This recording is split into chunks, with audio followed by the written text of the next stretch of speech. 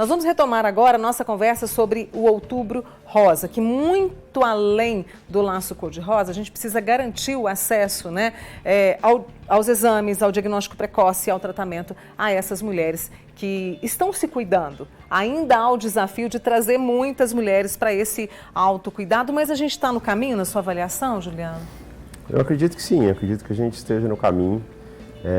Quanto mais a gente fala sobre o assunto, mais a gente diminui esse medo, essa ansiedade, né?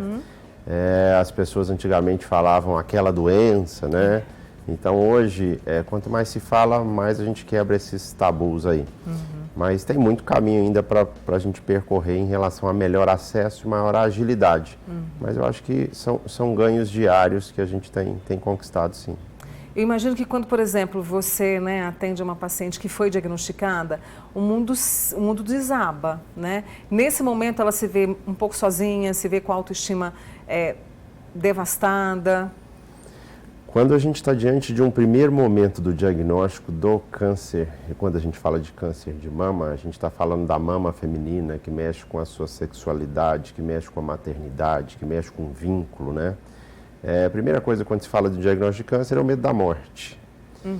E depois vem outras coisas, né? Ela pode ficar sem a mama, ela vai perder o cabelo, quanto tempo vai durar esse tratamento, ela é a que cuida da família toda, como é que ela vai ficar para cuidar. Então, assim, são muitos universos que desabam nesse primeiro momento, né? É preciso ter muita empatia, muito acolhimento dessas mulheres, para que elas consigam passar por essa fase, que eu sempre falo para elas, não é simples, não é fácil, muitas vezes não é curta, é uma fase mais longa, um tratamento mais longo, mas que é possível, e eu costumo conversar com elas, depois desse dia de tempestade, vai demorar um pouquinho, mas vai abrir um dia ensolarado, e ela vai aprender a ressignificar, a se reinventar, né? Então são histórias particulares todo dia que a gente presencia no consultório. Mas eu não tenho dúvida que a gente precisa ter um olhar mais atento, um acolhimento, uma escuta.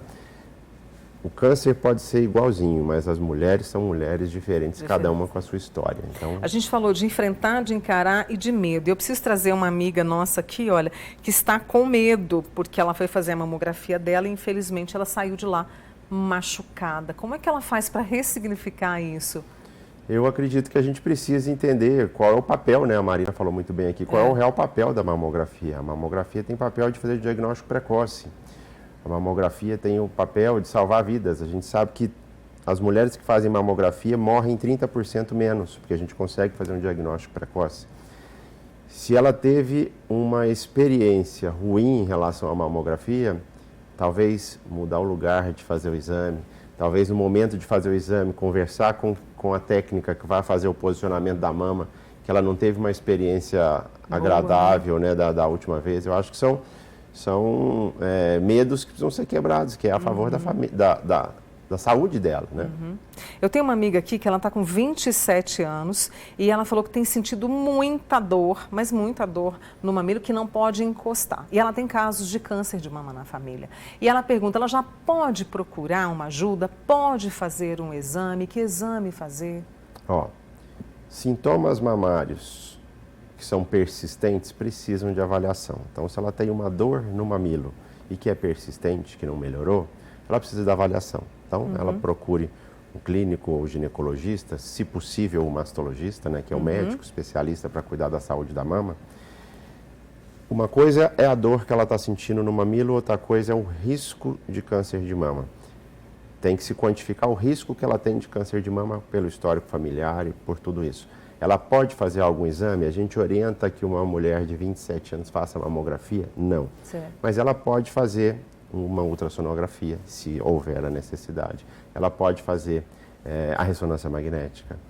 É importante entender, talvez, por que essa mama esteja doendo. A grande maioria dessas dores mamárias estão relacionadas com o ciclo menstrual, estão relacionadas com hiperestrogenismo, excesso de estrogênio.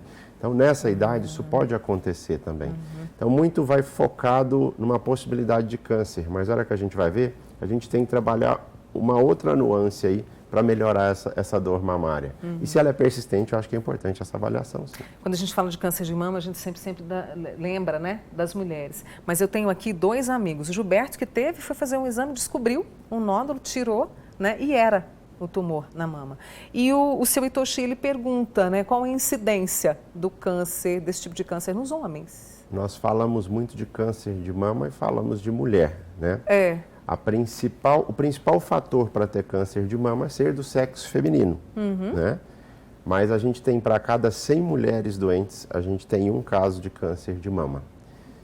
Se a gente for avaliar, esse número não é tão pequeno assim. Se nós temos 73 mil mulheres por ano, nós vamos ter o quê? 730 homens por ano com diagnóstico de câncer de mama. É um número bastante expressivo também. No homem, a gente tem um tecido mamário menos desenvolvido. Então, ele percebe muitas vezes um caroço, esse caroço fica endurecido, não resolve. Muitas vezes vai associar a um linfonodinho axilar, ou vai sair algum tipo de secreção pela mama.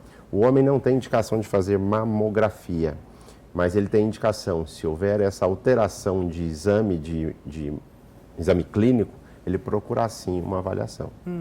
Nessa conversa toda, aliás, já tive tantas conversas com você sobre o Outubro Rosa, e a gente sempre falando isso, dos sinais da atenção, né, de procurar ajuda. Qual o recado mais importante que a gente pode deixar hoje, além de todos esses na sua avaliação, Juliana? A Marina falou uma coisa muito interessante, que é o priorize-se, né? A prioridade. Eu acho que a mulher precisa estar na sua prioridade, né? Ela precisa se dar o direito, né? Ela precisa entender que ela tem esse direito, ela tem esse dever de se cuidar.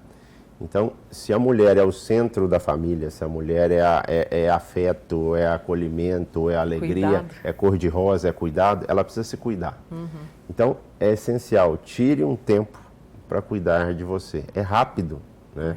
Então, não é só mamografia, não é só pintar de cor-de-rosa. É autocuidado, é saúde todo dia. Eu costumo dizer que Outubro Rosa tem que ser o ano inteiro. O ano inteiro, né? Então, só para a gente reforçar. E obrigada por reforçar o recado para mim também. Tá bom? Tá certinho. Doutor Juliano Rodrigues da Cunha, ele que é mastologista com a gente aqui hoje, né, e trazendo mais sobre Outubro Rosa. Então, priorize-se, viu?